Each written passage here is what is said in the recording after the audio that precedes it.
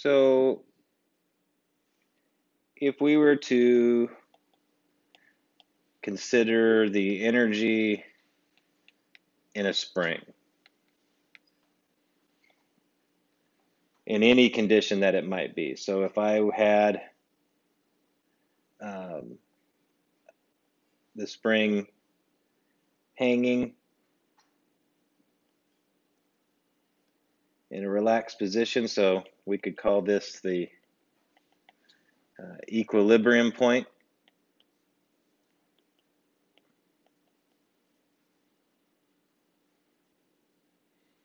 And what that means is that there would be no kinetic energy or potential energy. And when we say potential energy, I think I might have misspoke earlier, we would mean spring potential.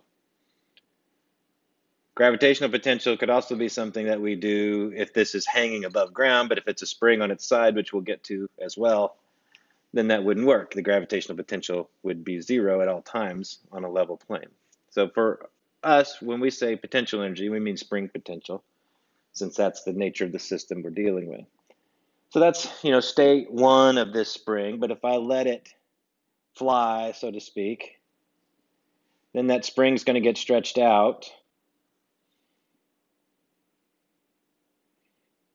Okay. And there would be some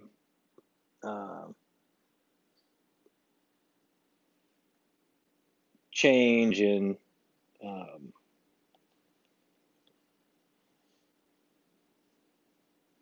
height here that we could pay attention to. All right. And then that spring could come back to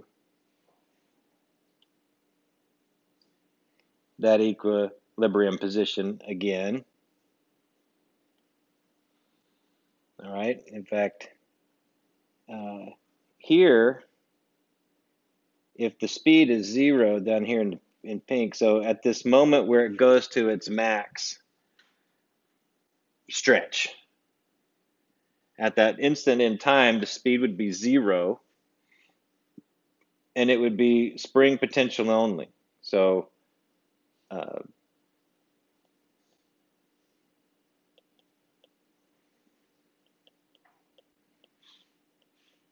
right. And then as it's crossing back across that line, right here, this is speed not equal to zero and no spring potential at that instant. All right. Because at that point, that spring is back to its relaxed length. Okay. And so, but it's moving now. Okay. Because it's springing, it's been sprung up, but at that instant of time. And so you have these two, and it's also at its max speed. Because as soon as it goes past that relaxed position, now it's going to start getting resistance from the spring. The spring doesn't want to be scrunched. So the spring is going to be pushing back, taking a chomp out of that kinetic energy that it has. All right. And then again, at some other point, this same mass will be back to, and we'll have some other change in y here. Speed will be zero again, and it'll be potential energy only again, spring potential. So there's two places to deal with that. Now I do want to point out here, this right here would be the max stretch, which is also going to be what we call our max amplitude.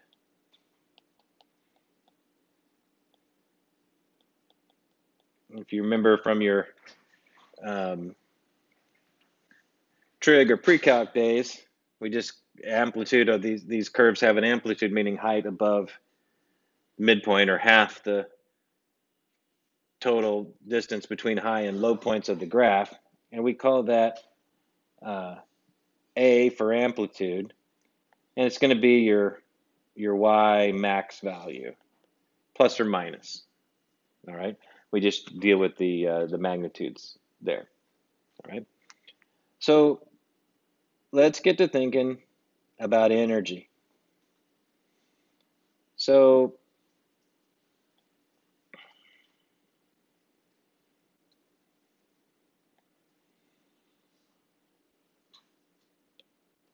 the initial energy would be equal to the potential energy plus the kinetic energy.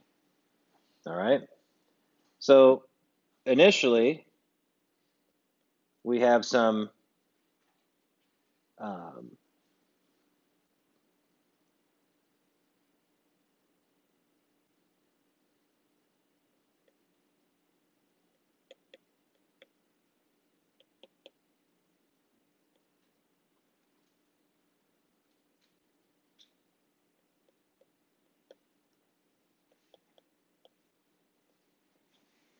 here's our energy balance. So let's talk a little bit about what is going on here. So 1/2 Ka squared would be referring to the spring potential that's associated with this maximum amplitude. So if we're talking about the pink condition, so let me do this. I'm going to erase my E initial and change colors, so don't change anything on your end. So E initial. All right. Now, that's just dealing with that length. Our stretch is going to be in terms of this Y thing, or the amplitude. So we're kind of moving from linear things, and we're going to put this amplitude idea into our sinusoidal equation. Now let's look at this other part. Potential energy, 1/2 kx squared. So is it x or is it y? Well, this is using the Hooke's law. X is stretch in this case. And stretch could be in any direction. We just have this convention of calling it x. Okay? So could we put y in there? Yes, we certainly could put y in there. In fact, let's do that. I'm going to take this x and make it a y. All right. So that'll be at least consistent with our directions here, but just remember this right here. This would be a force times distance thing. The force is kx, or in our case, k times y, and then the distance was also y. Okay, and the 1/2 would come in if we had this on a force versus distance graph. It would be a triangle, and we get the half out of that.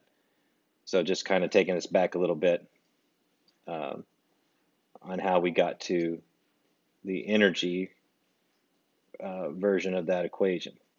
All right, and then this kinetic energy, I hope you remember 1/2 mv squared. So now we have an energy equation that relates the amplitude, max displacement from equilibrium of the mass on a spring, to its potential energy, and also to its kinetic energy, because that's what the exchange is. We're in this equation, we're just going to leave out the friction part for our analysis. So bring up a new screen here. So I'm going to have, if all those halves drop out, so I'm going to have just the Ka squared will equal ky squared plus the mv squared.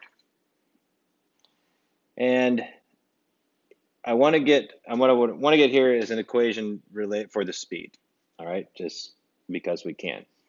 What would be the speed of this thing at any given point? So mv squared would equal the ka squared minus the ky squared. Of course, the k comes out. In front, I can divide the mass while I'm here and have the amplitude minus the y position. And I think you can see if I take the square root of both sides, I'll get plus or minus the spring constant relative to the mass times the amplitude here. And so this is velocity as a function of y position. Because the spring constant is constant, the mass of the object is constant. The amplitude is a fixed value. There's a max displacement.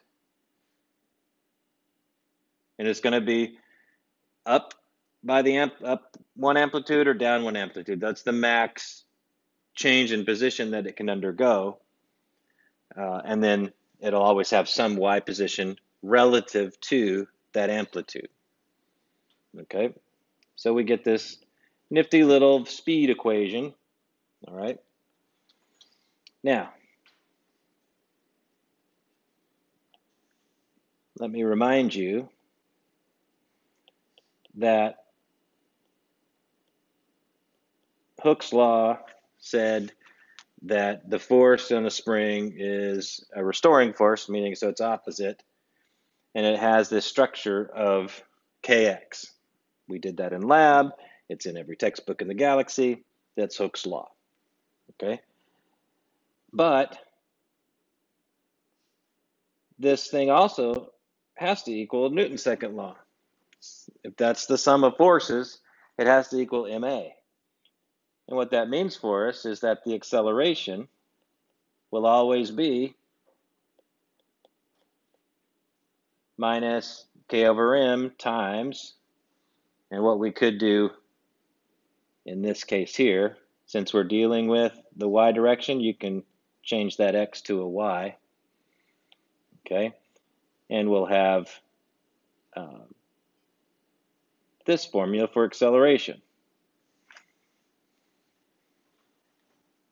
So we can talk about the speed of this spring, or not the spring, speed of the object that's allowed to fall freely.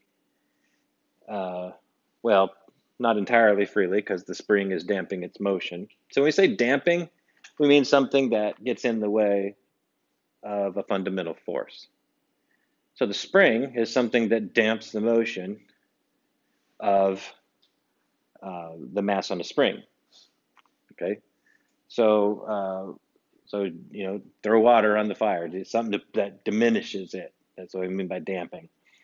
And so the speed is going to be damped by this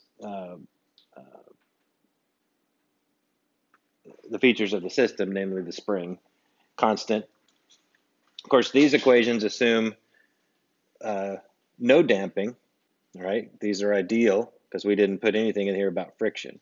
But in reality, we know that that thing eventually keeps slowing down, keeps going less far than it did the last time, and eventually it all poops out. And so that energy had to go somewhere, went into the heat of the spring, all right? But gravity was still doing its thing constant the whole time. So that's just one way to look at a mass on a spring, and we went from an energy equation to a speed and acceleration of the mass equation. All right, so let's try to take this a notch further and get into how does this work out to be sinusoidal and all that. So now what I'm going to do is I'm going to put everything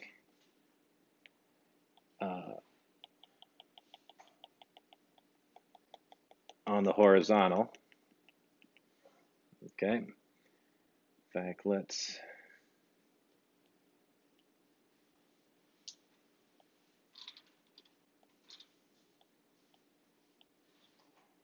let's just do that. And let's have a spring. Let's make it blue.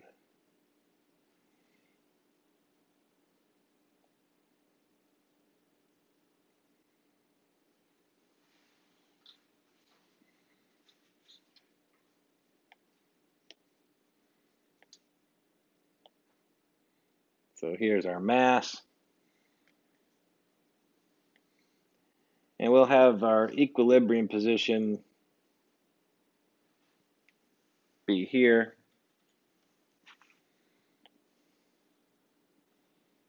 So we'll call that equilibrium.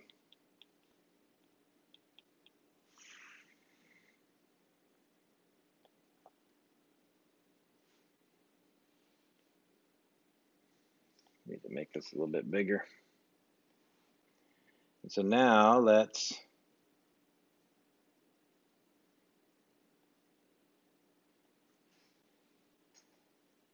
stretch things out a little bit.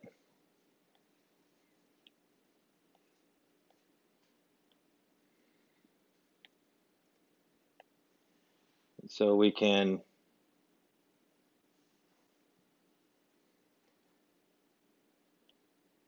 bring this out to here.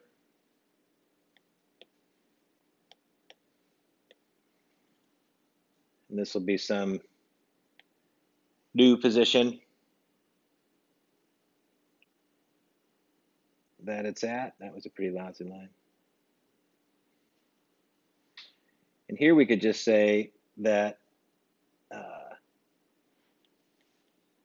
x equals a. So this is our amplitude. This is our max. When we say a, we mean the max stretch. Okay, so this is our max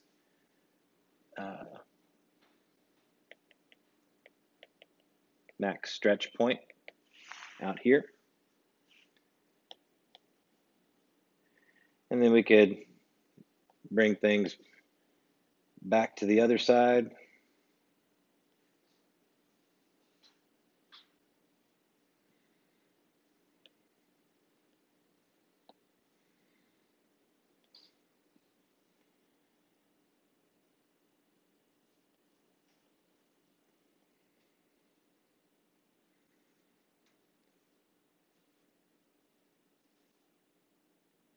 Guess I better keep my block the same size, roughly. And so then there would be some really small change over here that we could deal with. So we could go from, I didn't draw this perfect, it would go from plus to minus a in reality, all right? So I think we have enough there. Now I'll remind you of something that I hope you recall.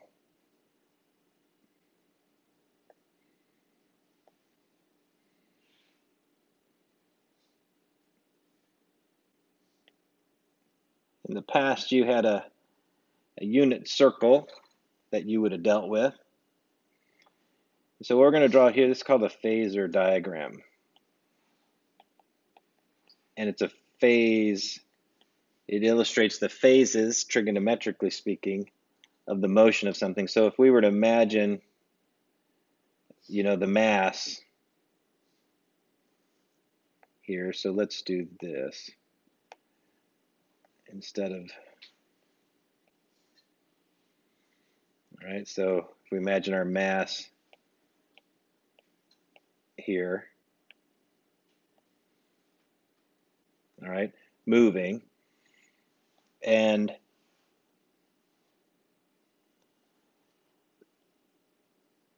its max, you know, at its max amplitude, all right, so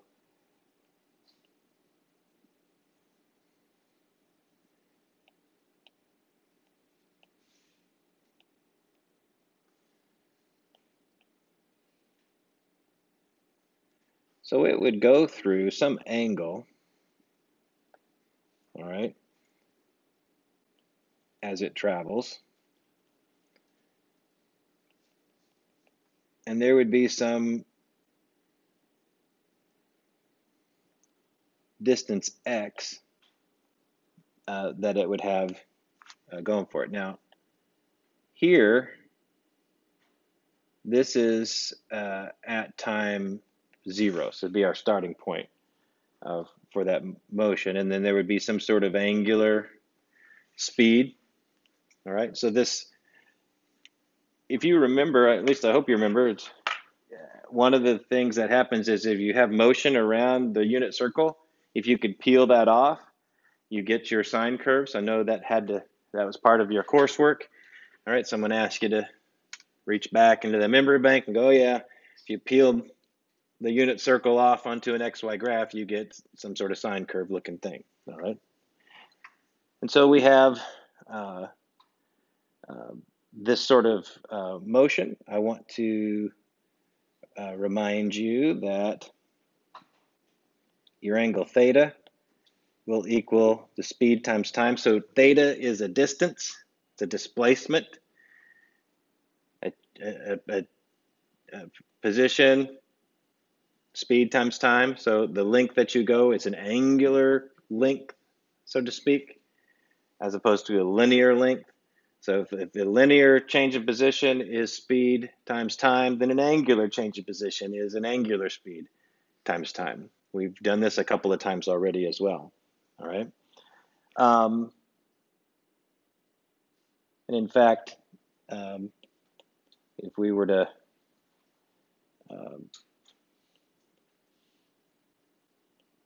just kind of write it out, that way, that's what we're looking at in that piece of the puzzle here. So now, what do we have? X, if you look back up here in the phasor diagram, X would have to equal A times the cosine of something, right? The cosine of that angle would be X over A, right? So what is this angle, theta? Or what's the thing associated with the motion? Well, it's going to be omega t. That's what we just found up here. So all this is doing is saying, what's the cosine of theta? And it's going to be X over A. But we know that theta is omega t, so the cosine of omega t is X over A, which means I can go straight to this equation here. I can have an equation for X, meaning the X position of the mass, and the X position of the mass is the stretch of the spring, which is kind of important when you're dealing with stretching a spring, because that's the key element. One of the key elements of Hooke's law is the stretch, or the X position of the spring. And now I have the X position of the spring put into this new system, this sinusoidal system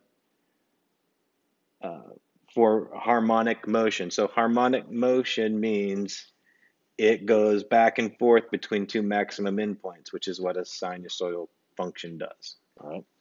So let's continue the math. Oops. So we just had X equals A cosine omega t. Now, another show of hands, how many are in or have had Calc 1? It's usually most of the class. All right, so I'm going to do a little calculus here. The time derivative of position is speed. The time derivative of speed is acceleration. All right, so we can take that analysis here, and so if I do the ddt of this, okay, then I'm going to get dx dt. The constant doesn't change, but the when you do the derivative of a function, you extract what's constant in the function. Okay, so an omega is coming out. The derivative of cosine is minus sine, and then we leave the inside alone. And so this is just the speed as a function of time. I had up here the position as a function of time, and now I have the speed as a function of time. And if I take the derivative dv dt, then a similar thing, and I'll spare you the, basically, another omega is going to come out, so I'll have it minus a omega squared, and it'll go back to cosine omega t. And that's going to be acceleration as a function of time. All right? So if you recall, though, x of t was a cosine omega t. So let's take a look-see here. I have an a cosine omega t. A cosine omega t. So that means is my acceleration function could be simplified to just be minus omega squared x.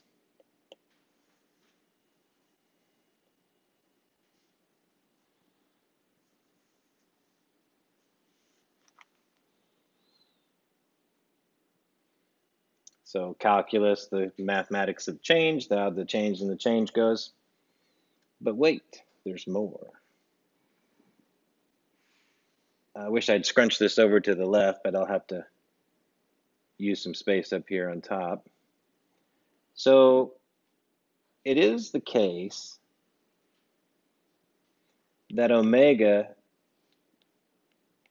is equal to this, which means omega squared is just k over m. Which means if I pop this down to here, then I can have acceleration as a function of time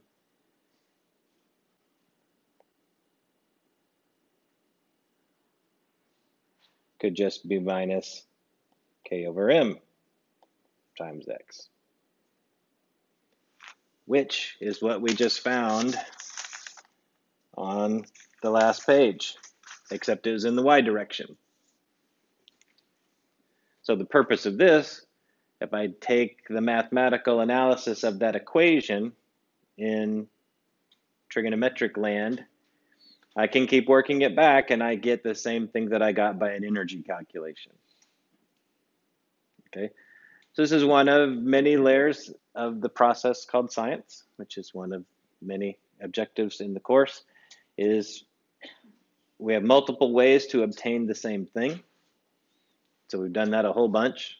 Keep finding the same value by different experiments, keep getting the same equation by different ways of looking at the situation, keep getting the same relationship regardless of the way we look at the situation. And so science works that way, whatever the science is, constantly looking for those sorts of things.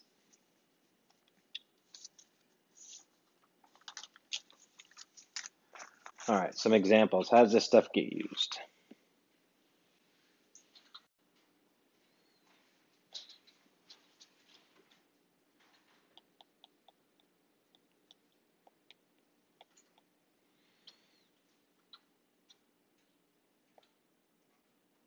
So mass on a spring.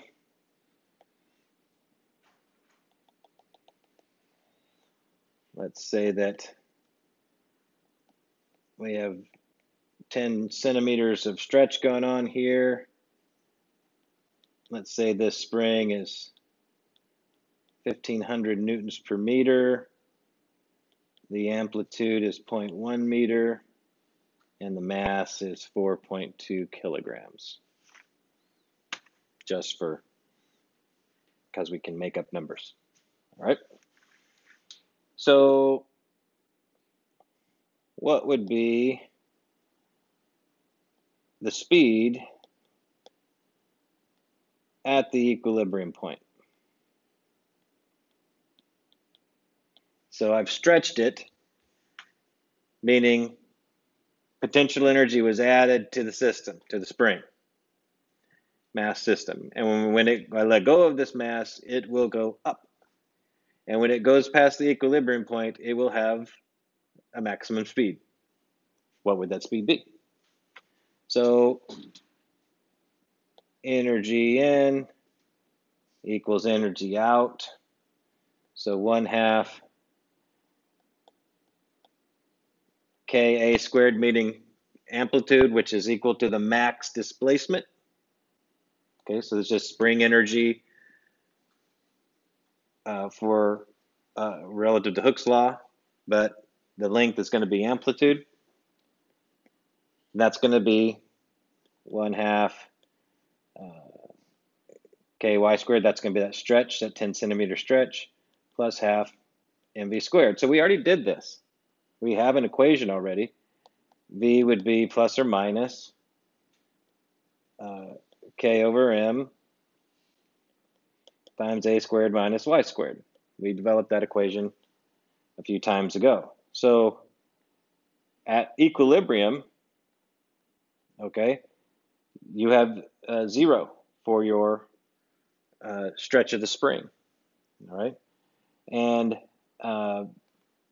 if we plug and chug all these values, so 1,500 newtons per meter over 4.2 kilograms, and the we're just going to have the y is 0. This just goes out since that was 0. And so we just have the 0.1 meter stretch squared.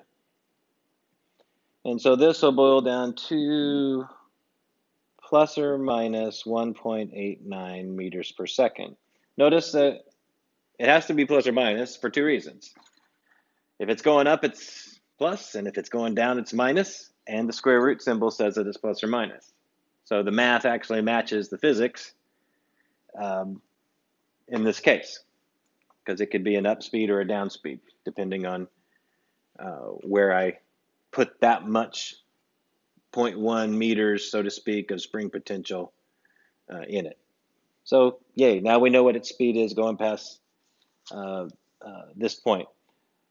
And why would it be good to know that? I think I mentioned previously that, of course, hydraulic shock systems aren't springs of this type, but they are functionally equivalent to springs. If I put a force up onto a hydraulic shock system, it's going to obtain a speed. That part of the system will obtain a speed, and it'll go past an equilibrium point sooner or later. So the same basic idea is here. So obviously you have springs in your car, so somehow this could also be related to basic motion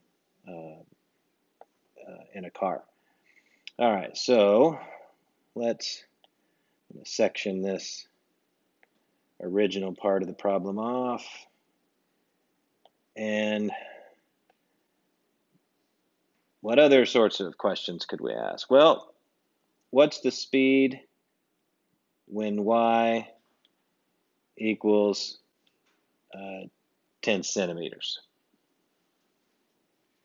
We almost don't have to do this, right? Because if I define the 10 centimeters as the max amplitude, then what's going to be an amplitude squared minus y squared? You know, something squared minus the same thing squared is no thing. And I have 0. So this is, if it's the case that 10 centimeters is my max amplitude, okay? So if amplitude equals that 10 centimeters, well, then that means this is going to be 0 meters per second. And if you wanted to plug and chug it, you'd have plus or minus the 1,500 over 4.2, and you'd have 0.1 squared minus 0.1 squared. That's just 0. All right? You almost don't have, there's really no need to plug and chug it, It's just conceptually, at the max extension of the spring, it stops. So the speed at that position is always going to be 0, no matter what. So that was sort of an easy one. So let's do something that's a little more sensible. What about when y is 5 centimeters? Or what's the speed when y is 0.05 meters? That's what we want to analyze it at. So plus or minus square root of 1500 over 4.2. Now our amplitude is the 0.1 squared. But the y position now is something different than that, and that amount squared. So that means my v is going to be plus or minus, plug in Chugsville, you'll get 1.64 meters per second. That makes sense.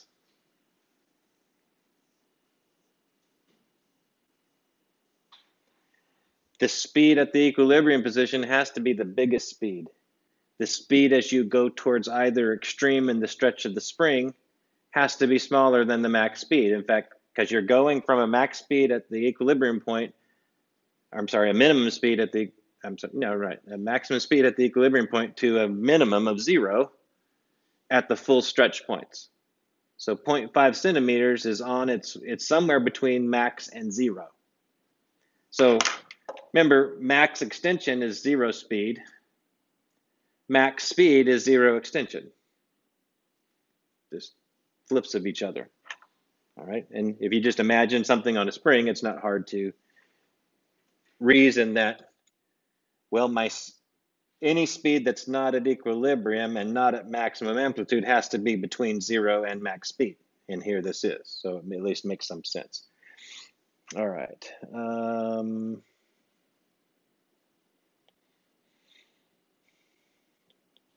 Part D. What is the acceleration at this same stretch? Okay, so we're going to have, I know its acceleration can't be equal to gravity because the spring is doing something work against gravity. All right, it's got to be something else. And we just worked out that equation. So, you know, Newton's second law, MA, says that this has to equal minus K. That for Hooke's law and gravity, and the Hooke's law has to be equal to Newton's second law. Total mass of the system, which is the mass of the block, and the acceleration of the system. That has to be the case for something like this. So A is going to be what we determined earlier. So a minus 1500 over the 4.2 times the 0.05 meters. And so when I left the units out, get it minus 17.9 meters per second squared. Okay. So this is the spring. So it's moving up but slowing down. All right, or it could be moving down but slowing up, so to speak, if you want to think of it that way. So we can know speed, acceleration, these are obviously the motion of objects is always super important.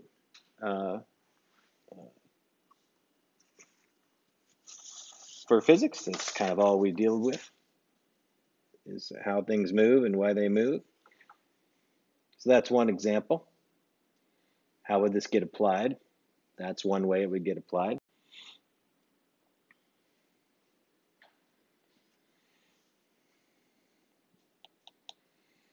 So example 2.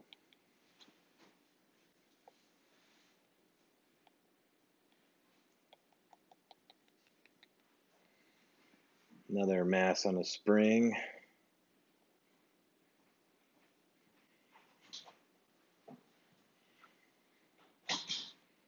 So here's our equilibrium point again. And let's just say that we have a height above ground of 0.012 meters. And let's just say initially in this situation, so the spring constant will make it 300 newtons per meter.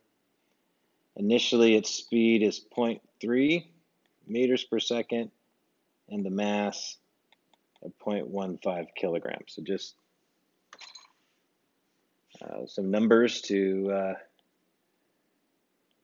give us a problem with constraints. So let's ask ourselves, what's the total energy? When we were playing with that simulation, we had a total energy thing that was made up of the spring potential, gravitational potential, perhaps, kinetic energy, etc. So total energy in this case is going to be just two things, okay? It's going to be the spring potential, so we have some distance to deal with here, plus the kinetic energy. So we pull that 1/2 out. The spring constant was 300 newtons per meter. The y value, 0.012 meters squared. The mass of the object, 0.15 kilograms, and its speed at this point, 0.3 meters per second squared. All of that boxed in. And so you add all of this up and you get 0.028 joules, which is not a lot of energy. But it's a small mass, it's a really small speed, okay? Big spring constant.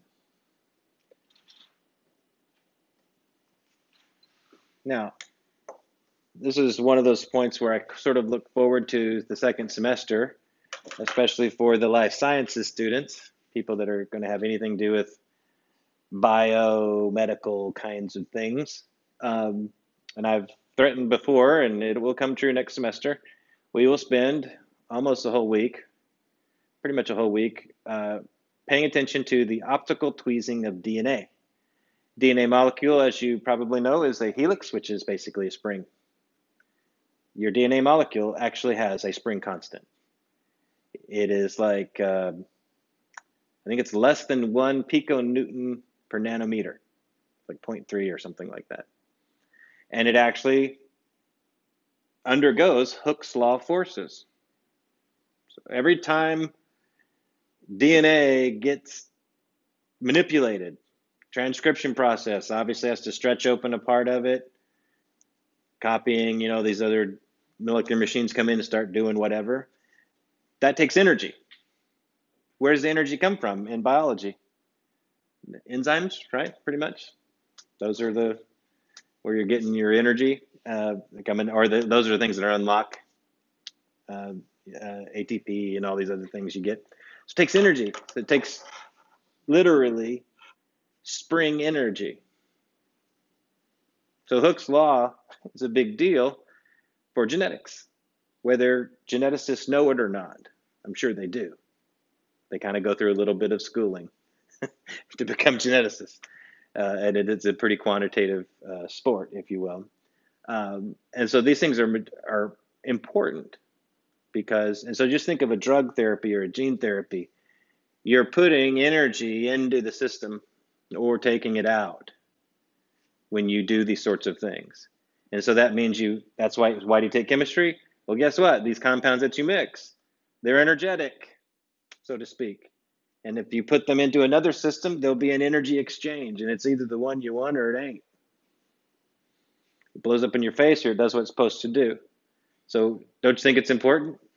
Somebody's going to make a drug for gene therapy or do genetic engineering that they consider the energy inputs and outputs, which means on some level, eventually, they're doing Hooke's law energy. They're doing this.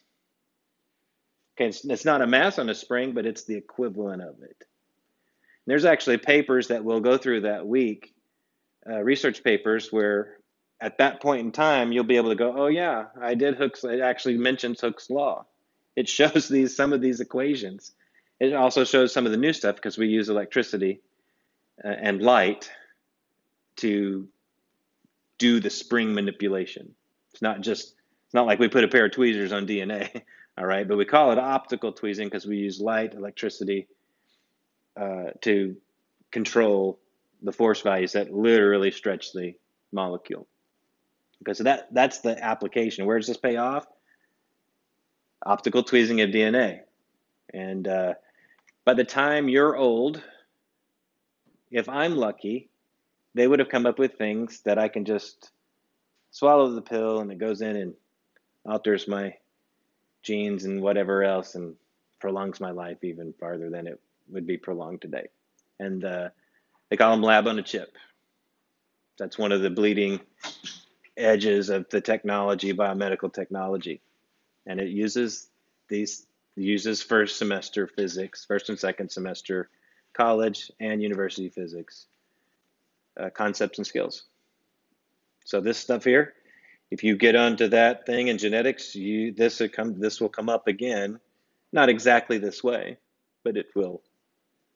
This content persists. All right. So a little 5-minute sermon stuck in the middle of the lecture. Sorry about that. What's the max amplitude? So let's just think about it. I hate to do it, but don't you think the DNA molecule has a maximum stretch? You don't want to stretch it too far. So guess what? You know what the max amplitude is now. You don't want to squash it too far or stretch it too far. So this, again, another factor goes into it. And so we could take our equation, you recall, this K over M is A squared minus Y squared, and just solve it for amplitude. So V squared is going to be K over M, A squared minus Y squared. So that means A squared is just going to be M over K V squared. Just multiply both sides by M over K, and then add the Y squared, take square root of both sides, and A would equal, put that somewhere else.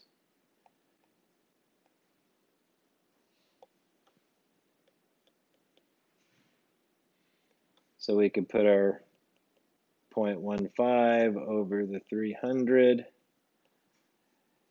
The speed was 0.3 meters per second. It gets squared plus that 0.012 thing. And so the max amplitude is a whopping 0.0137 meters. All right.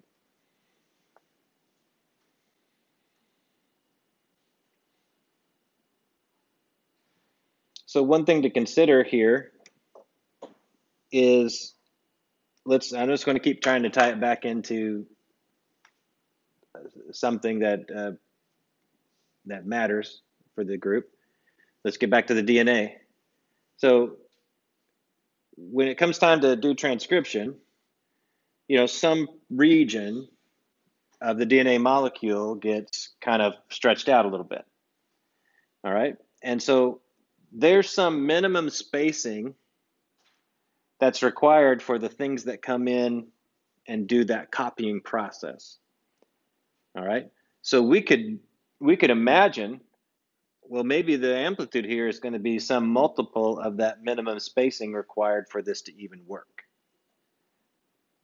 All right. And maybe that adds up. And that would be something to try. I go into my optical tweezers and I stretch it to this amount, And either that works out or it doesn't work out. All right. And maybe it's the case that our therapy could use less energy. I doubt it that we would improve on the actual biology. All right. But maybe, who knows? These are the things that you wonder about when you do science. You go, I wonder if this works. You go try it. Now, usually you have good reason to expect it to work. All right. But you still do that sort of thing. And then you go give it a whirl and you take all your data in and either it works or it doesn't work. All right. So anyways, we have that. And we could get some speeds out of this. So what's the maximum speed? Remember, that's when y equals 0. And so our V max would just be plus or minus that k over m, and it would just be a squared, because we wouldn't put the 0 in there. And so that's going to give us a plus or minus 0.615 meters per second. Right?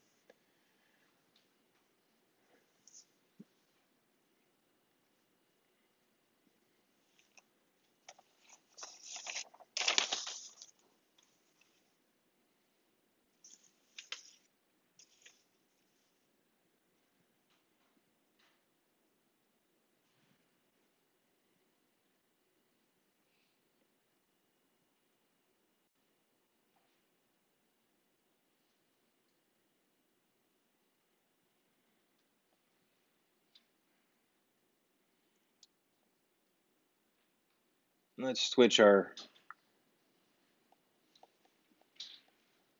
machine here to, let's just have a piston. All right, and so this thing will be, as that thing turns round and round,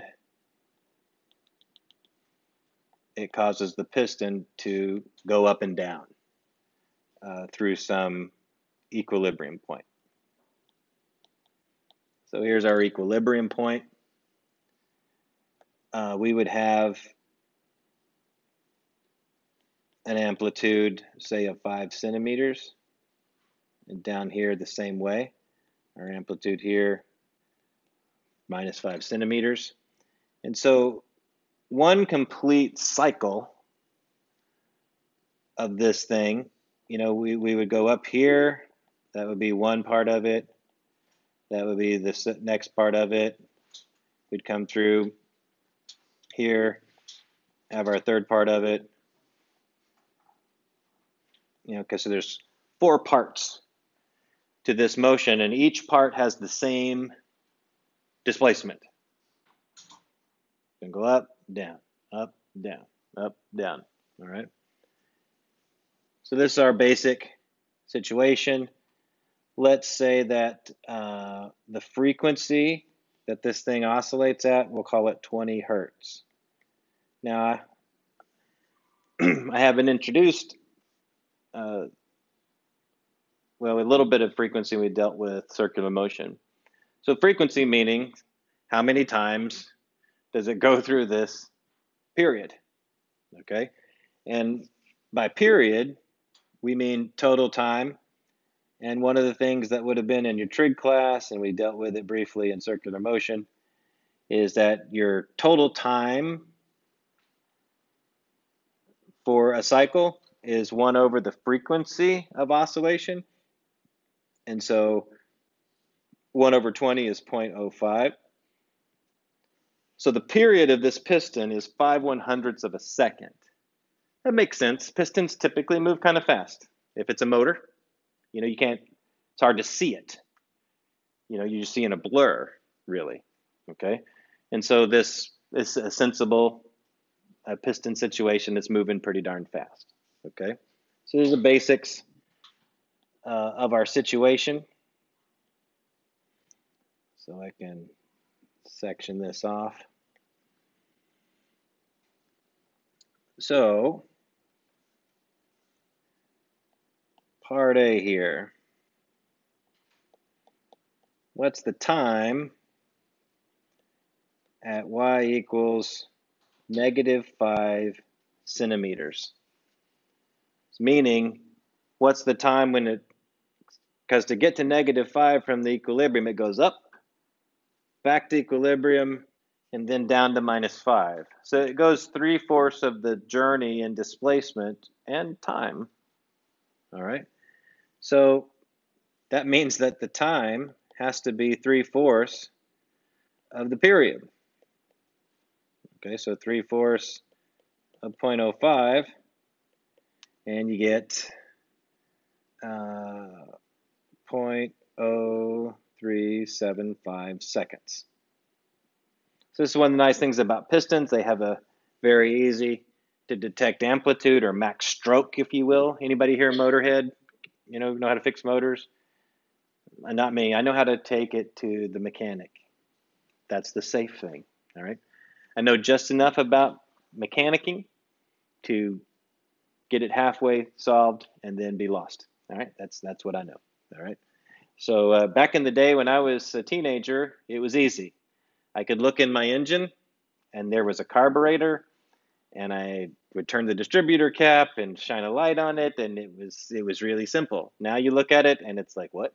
It's just a box with wires. And so I'm just like, whatever. Those were the days. So simple. We know that the time, and that's the way you would reason this out. Be easy if it has a constant frequency, and you know the amplitude or the max stroke of this machine. You can figure how long it's going to take to get from here to there, based on its motion. Okay, but you'd have to know those features of this kind of system, and not all of us work on these things, so they're not obvious to us, and all that. All right, part B. What's the time, say, when y equals 2 centimeters? That's not as obvious because I don't have, how would I figure that out? Maybe we could chunk this out and do it algebraically, but what we're going to do now is use a function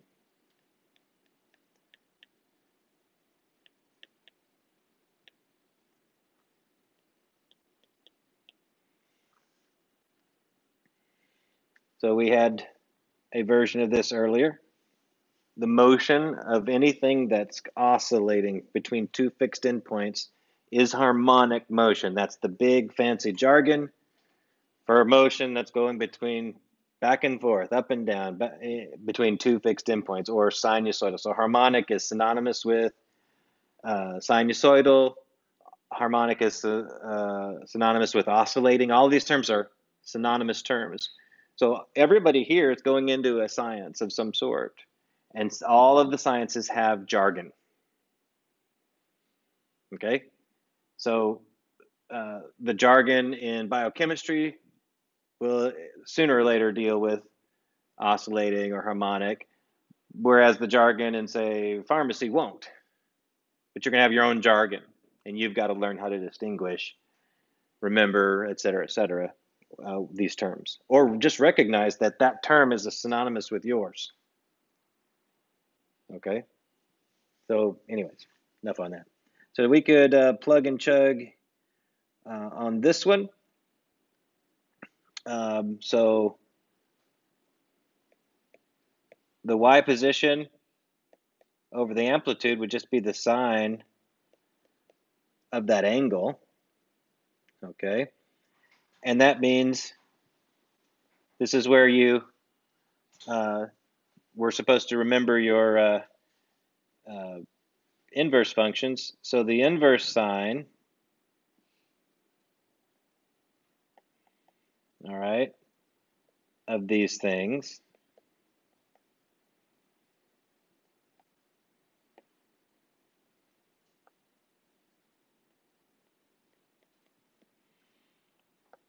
so now omega t, so the inverse sine kind of wipes out the sine.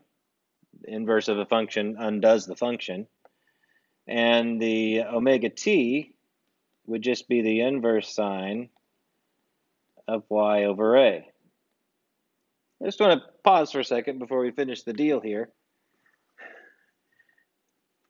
At first, you pull out this trigonometric function, like, okay, whatever. Okay, And then it ends up being that it's an inverse function of just two really basic things. The position you're curious about relative to its max position. Really, I'm crunching numbers. So the y over a part, y is what I know about. A is what I know about is constrained by. And then I have this fancy function that's going to discombobulate it in some way. But it happens to be equal to omega t, and I want to know the t. So this is relatively simple. By the way, omega is also equal to 2 pi times the frequency. Guess what I know? I know the frequency. So I could transform this equation. So t would be the inverse sine of the y over a divided by this other version of omega, 2 pi f. And so now I have everything. I know I'm curious about the time at position y. I know the max amplitude, and I was given the frequency, and then 2 pi is just a constant. So when you plug and chug all of that. Oh, by the way,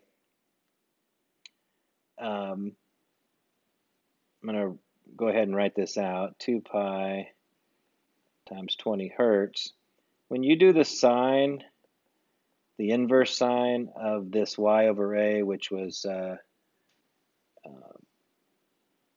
I'm going to go ahead and leave it 2 centimeters to 5 centimeters, because if I put them in meters, it still cancels out. It's just 2 to 5. You have to be in radians mode. Otherwise, you can get the inverse sine of 2/5. But if it's in regular degree mode, it'll think you meant 2 degrees over 5 degrees. And we're not talking about that. All right. So the time here, if you're in radians mode, is whopping 0.00327 seconds.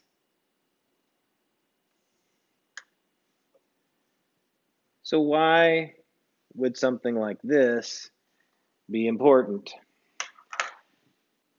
I alluded to it a minute ago about in the old days, if I wanted to time you're doing a tune-up on an old car with a carburetor, the distributor cap, all right, you would turn that, and you got this light that's flashing, a strobe light, and when you see these lines, one is on the engine and another one's on a belt or something, I can't remember, something going roundy. And when they line up, your engine is timed. Now you have computers, you have fuel injectors instead of carburetors. They're way more efficient. And now it's all done by a computer. Why is it important that the pistons on your engine be timed? Well, if at any point any two pistons were on the same stroke, that's how you break the engine. They need to be timed so that they're not firing all at the same time, or at least not at the same amount. Just think about it. I need just as much up as I got down. Of course, the crankshaft is going roundy. That's the thing that's making the pistons. Basically, if we could watch them from the side, they would be moving in a sinusoidal pattern, little wavy pattern like that. And it has to be just right. And so the computer is doing this kind of math, for however many 4, 6, 8 pistons, whatever you got in that engine, and keeping them timed so that they are really not in sync. Like, imagine a bunch of metronomes. If they were all going click, click, click, click, click, click, click, click, like that. All right. Now here's the weird thing, and I'll bring it in sometime to show it. I could put 3 metronomes at different frequencies on a wooden plank on 2 Coke cans, and they're going to get in sync, and then they're going to go out of sync. They'll spend most of their time out of sync naturally. Okay. So when you have systems that are coupled, they have a tendency, oscillators will get in sync with one another, and you don't want that in an engine.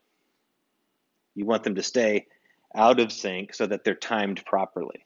But there's a particular timing we want to maintain in an engine. All right. So mechanically, there's that. I guess the corollary could be something like maybe a pacemaker. Of course, it's not pistons, but there's a time to keep. There's a time to sense and a time to keep. And we program those pacemakers. My dad has one. All right. And we time those things. They're programmed to maintain a certain frequency of heartbeat, or maintain a minimum or a maximum depending on the person's condition in that regard. All right. But the drugs, though they're not pistons, time is a factor. I can't have the drug act too fast. I can't have the drug cause the nervous system to act too fast or too slow, or any process in the body act too fast or too slow.